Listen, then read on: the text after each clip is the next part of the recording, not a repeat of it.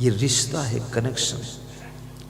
मैंने सुना है नारद जी भ्रमण कर रहे थे, बड़ी अद्भुत कथा है।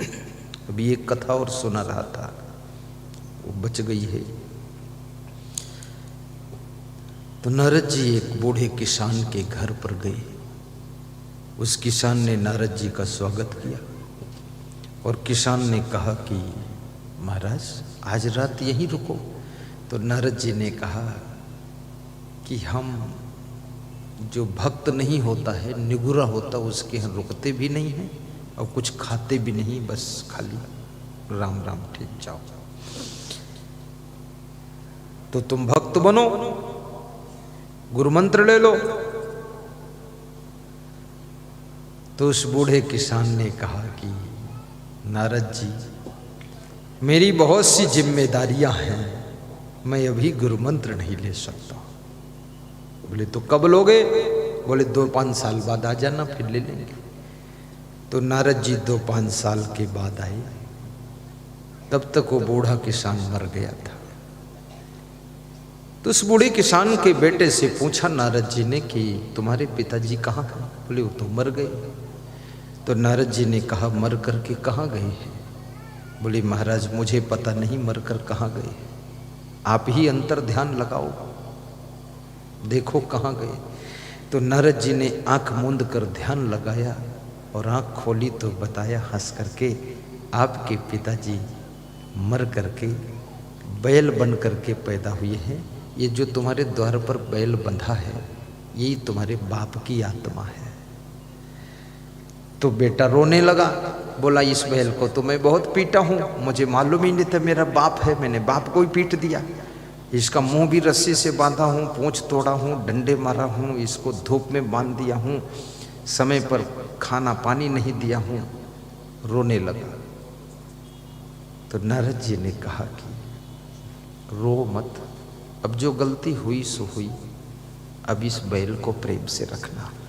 नारद जी बैल के पास गए और बैल से प्रेम से बोले कि हे बैल, तुम किसान थे पहले, मर करके बैल बनकर पैदा हुए हो, अब तो गुरु मंत्र ले लो, अब तो भक्ति करो, अब इस परिवार का कुछ काम भी नहीं कर पाते हो।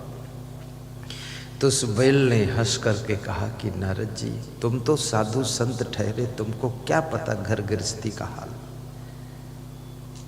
इस घर की खेती बाड़ी तो सब मैं ही संभालता हूँ, खेत की जुताई मैं करता हूँ, और तुम बताते हो गुरु मंत्र ले लो। तो ये सब चौपट हो जाएगा, अभी गुरु मंत्र नहीं लूंगा, बाद को आना। नारद जी फिर लौट गए, 5 साल बाद आए, तब तक बैल भी मर गया। नारद जी ने पूछा बेटे से कि बैल कहाँ है? बोले तो मर गया महाराज। बोले मरकर कहाँ गई आत्मा उसकी? बोले पता नहीं। नारद जी ने ध्यान लगाया और ध्यान खोलने के बाद बताया कि बैल मर करके कुत्ता बना है, ये द्वार पर जो कुत्ता बैठा है ये तुम्हारे बाप की आत्मा है। तो बेटा बहुत रोने लगा कि इस कुत्ते को तो मैंने बहुत लात मारी है और इसको तो बहुत मैंने गाली दिया है, जूठे टुकड़े खिलाया हूँ, रात में घर से बाहर निकाल देता हूँ, ठंडे में ठिठुरता रहता, चिल्लाता रहता, मैं नहीं जानता था मेरे पिताजी हैं, मैंने तो बहुत गलती किया। तो नारद जी ने कहा रो मत, अब इस कुत्ते की अच्छी सेवा करना, ये कुत्ता तुम्हारा पिताजी है। बोले मेरा पिता कुत्ता क्यों हो गया? अब कुत्ता भी बन सकता है, आत्मा कुत्ता का शरीर धारण कर सकता है। तो नारद जी ने कहा कि जिसको जहां पर मोह लगा रहता है और जब उसके पुण्य क्षीण हो जाते हैं, तब वो बैल, कुत्ता, बिल्ली, सांप, पशु, पक्षी, कीड़ा मकोड़ा बनना शुरू हो जाता है। और जब विशेष पुण्य उसके पास रहते हैं तो मरने के बाद ये आत्मा पुनः मनुष्य का शरीर प्राप्त करती है। इसलिए मनुष्य जीवन में कृपा करके पुण्य भी कमाइए ताकि पुनः मनुष्य का जीवन प्राप्त हो सके।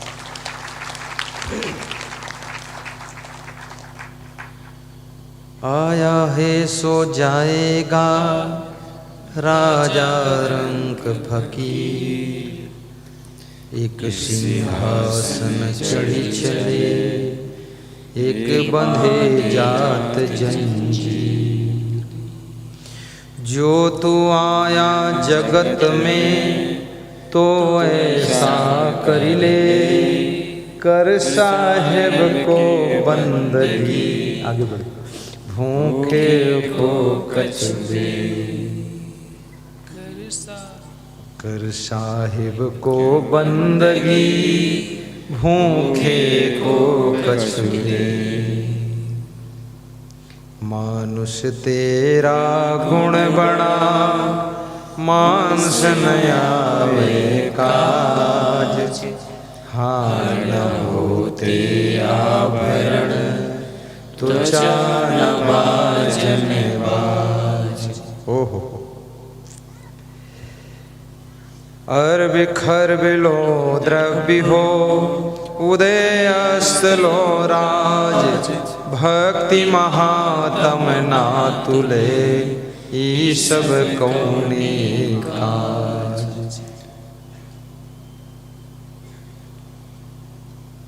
साहिब बंदगी। नारद जी कुत्ते के पास जाते हैं और कहते हैं, बाबा अब तुम कुत्ता हो गए मर करके, अब तो तुम भक्त हो जाओ, नामदान ले लो। कुत्ते ने कहा, तुम मेरे पीछे क्यों पड़े हुए हो? मैंने बोल दिया ना, अभी मैं इस घर की बहुत सेवा कर रहा हूं। अब क्या सेवा कर रहे हो तुम? अभी मैं इस घर में रात भर भौंकता हूं, चोरों से बचाता हूं, और इस घर में मैं किसी गैर को घुसने नहीं देता हूं। ये कोई कम सेवा है? पहरेदारी कर रहा हूं। याद रखना, ज्यादा मोह करोगे घर में तो फिर उसी घर में आकर जन्म होगा। अगर पुण्य कम हो गए तो कुत्ता बनकर भी द्वार पर बैठे रहोगे मोह में। इसलिए घर से अधिक मोह भी मत रखिए। कृपया महिलाएं सावधान हो जाए, इनको ज्यादा मोह होता है। कुत्ते ने कहा, कुछ दिनों के बाद आइए तब गुरु मंत्र लूंगा। नारद जी फिर चले गए। 5 साल बाद लौट कर आए, तब तक कुत्ता मर चुका था। बेटे से पूछा, कुत्ता कहाँ? बोले मर गया। मरकर कहाँ गया? बोले पता नहीं। नारद जी ने ध्यान लगाया, आंख खोली और बताया, कुत्ता मरकर सांप हो गया। बोले सांप कहाँ है? बोले आपके घर में बैठा है। तो घर के अंदर जा करके जो अंदर कमरा था, लाइट से देखा तो जलेबी नुमा एक काला काला सांप बैठा। बोले ये है। बोले अरे मेरा बाप सांप हो गया। ये क्या क्या हो सकता है आदमी।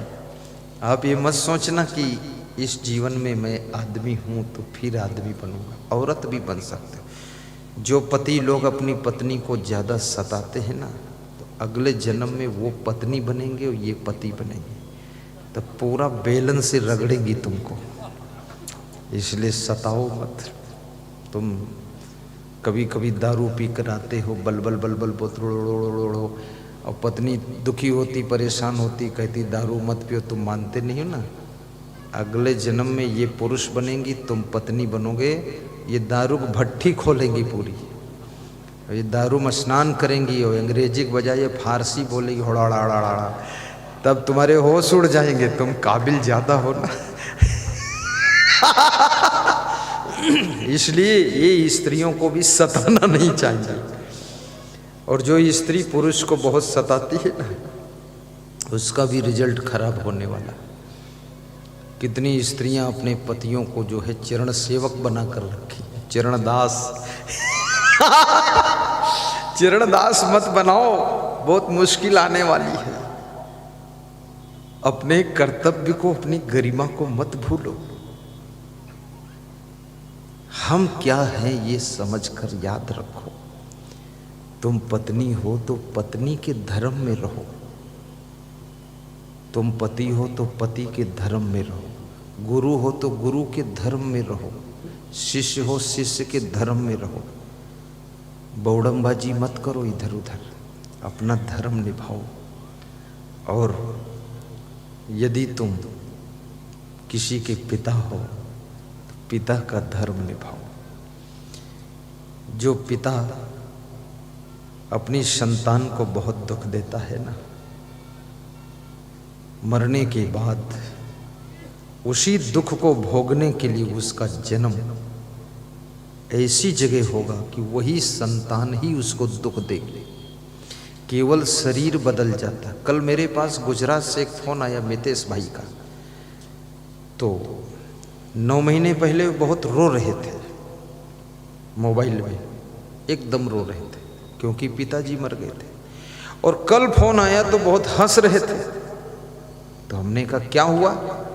बोले पिताजी लौटकर वापस आ गए। तो हमने कहा कैसे 9 महीने बाद आ गए? बोले मेरे पुत्र का जन्म हुआ है, बिल्कुल मुझे लगता है मेरे पिता की आत्मा ही पुत्र बनकर आ गई। बहुत हंस रहे थे।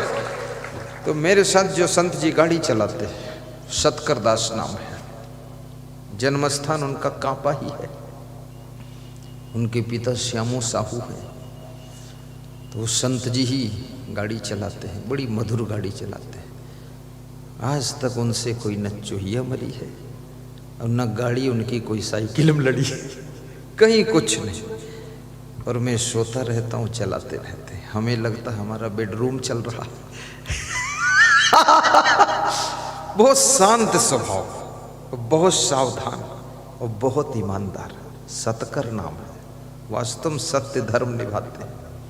और वही कैशियर भी है और स्टोर इंचार्ज भी वो है और संरक्षक का पद उनको दिया गया है। और साथ में मेरी गाड़ी लॉन्ग रूट पर वही ड्राइव करते हैं। तो उनसे मैंने कहा देखो ये फोन आया है, ये 9 महीने पहले रो रहे थे और आज खूब हंस रहे हैं। तो उन्होंने कहा गुरुदेव है क्या इसमें? तो उनको सब बताया मैंने। तो भी हंस रहे थे, बोले मोह की लीला बड़ी अपार है। अब वास्तव में ये आत्मा इतना जल्दी मुक्त नहीं हो सकती। तुम सोचो कि मोक्ष प्राप्त सबका हो जाएगा। अरे भी तो सपना देखते रहो आप। मुक्ति होना निर्माण मोहा जित संग दोषा अध्यात्म नित्या विनिवृत्त कामः द्वंद्वैर्विमुक्तः सुख दुख संगैः गच्छन्ति अमूढ़ा पदम अव्ययम् तत्। ये श्लोक का भाव जब जिंदगी के चरित्र में उतरेगा तब जाकर के मोक्ष की प्राप्ति होगी। ऐसे मोक्ष कहाँ मिलने वाला? एक दूर चाहे सब कोई जतन जतन का हो बिरले पाई। कबीर साहब को राम रसिक रस पिए होगे जुग जिए होगे। इस शब्द में साहिब बता रहे हैं कि निगम रसाल 4 फल लागे तामे 3 समाई। वेद रूपी आम के वृक्ष में 4 फल लगे हुए, अर्थ धर्म काम मोक्ष, जिसमें 3 फल सामान्य है, सहज मिल जाते हैं। अर्थ धर्म काम, ये 3 फल तो सहज प्राप्त होते हैं। लेकिन एक दूर चाहे सब कोई जतन जतन का हो बिरले पाई। एक जो मोक्ष रूपी फल है, अंतिम फल बहुत दूर लगा हुआ है, उसको साधना करके कोई बिरले प्राप्त कर पाता है, सब उसे नहीं पाते। यम हीन व्यथंत एतई पुरुषम पुरुषर्षभम सम दुख सुखम धीरम सा अमृतत्वाय कल्पते मुक्तिम इच्छसि चेतात विषयान विसौत्यज क्षमा आर्जवम दयाम सत्यम शौचम पीयूषवत पीयू यतेन्द्रिय मनोबुद्धि मुनि मोक्ष प्राणा विगत इच्छा भय क्रोध यह सदा मुक्ति उत्साह बंधाय विषय संगो मुक्तो निर्विषयम मना मनयो मनुष्याणाम कारणम बंध मोक्षयो। ये बंधन और मोक्ष के श्लोक आपको सुनाया हूँ कई शास्त्रों से। शास्त्र का नाम लेने का टाइम नहीं, सब मिक्स कर दिया मैंने। भागवत गीता का है कि नीति शास्त्र का, चाहे जहाँ का हो, लेकिन दूध चाहे जितनी गायों का हो मिक्स कर दो, खीर बन जाएगी। फिर अब एक गाय 1 लीटर देती, उसमें खीर कहाँ बनेगी? 10-20 गाय का मिला दो, तो हमने 10-20 शास्त्रों की श्लोक मिला देता हूँ और खीर बना देता हूँ, फिर तुम्हें खिला देता हूँ, तुम पी लेते हो खीर। ये सब श्लोक है। जीत न तरो मुये का तरी हो, जीत ही जो न तरे, कबीर साहब कहते हैं। जीते जी तरना पड़ेगा। काम क्रोध लोभ मोह ईर्ष्या द्वेष अहंकार यही तो नरक है और यही तो बंधन है और यही तो भवसागर है। इससे जीते जी पार करना होगा। कैसे पार होगे इससे?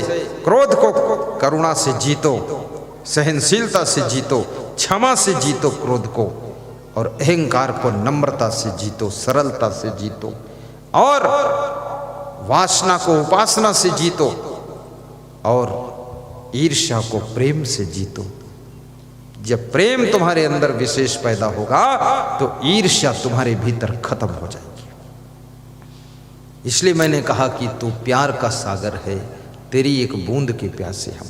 और तुम्हारे पास कितना प्रेम है तुमको भी पता नहीं, किसी को पता नहीं, मुझको पता है।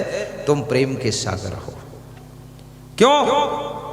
जब तुम अपने प्रेम में आ जाते हो तो मछलियों को भी आटा खिलाते हुए तुमको मैं देखता हूँ, चिड़ियों को दाना चुंगाते हुए तुमको मैं देखता हूँ, गायों को चारा खिलाते हुए तुमको मैं देखता हूँ। जब प्रेम से तुम भर जाते हो, प्रेम में आ जाते हो, तब तुम भिखारियों को भीख देते हुए भी तुमको देखता हूँ, और मंदिर निर्माण करते हुए तुमको देखता हूँ, और सत्संग कराते हुए तुमको देखता हूँ। जो प्रेम का सागर हो जाता है वही ये सब कार्य कर सकता है, दया भाव के, सेवा भाव के, अन्यथा नहीं कर सकता है।